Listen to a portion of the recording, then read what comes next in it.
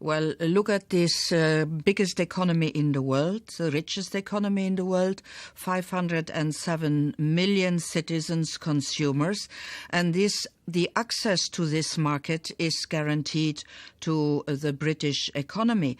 And that is why the British business world is up and in arms, saying we have to stay in this economy because half of our imports come from Europe, half of our exports go to Europe.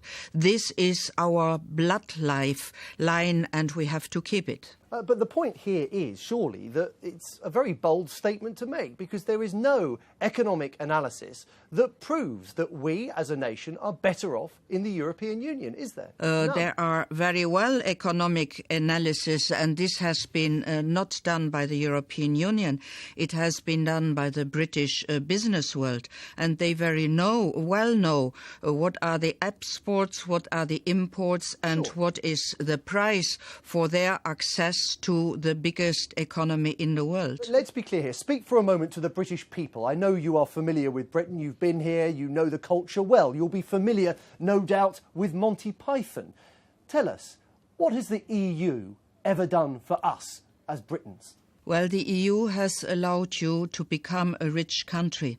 It has allowed you also to have specifically links with the rest of the world. For instance, we are negotiating in this moment an agreement with the United States, a trade agreement. This agreement we are doing as...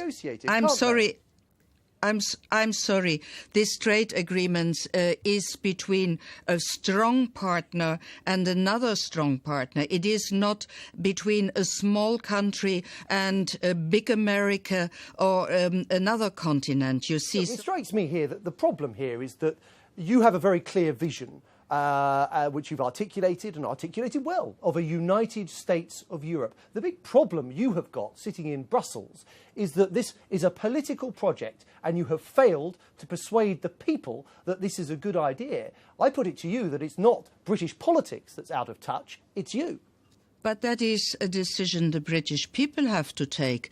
I just explained in Cambridge yesterday with facts and figures how in the last year the economics, the banking union, the fiscal union have all advanced towards making out of the euro area political area, a very strong political union. So we are advancing towards this, and there are member states who have then to make up their mind.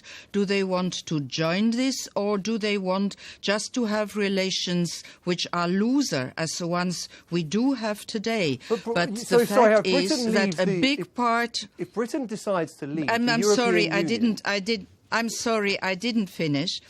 It is up to the British people to decide if they want to continue with today's membership, with the big advantage to be part of the internal market, and if they want to go a step further, joining those who around the euro area want to have a political union. But it's perfectly possible. You say the British people need to decide. That's exactly what David Cameron and the Conservative Party is proposing, an in-out referendum where people can vote on this issue. You support that, do you? Absolutely. Well, I always support democracy.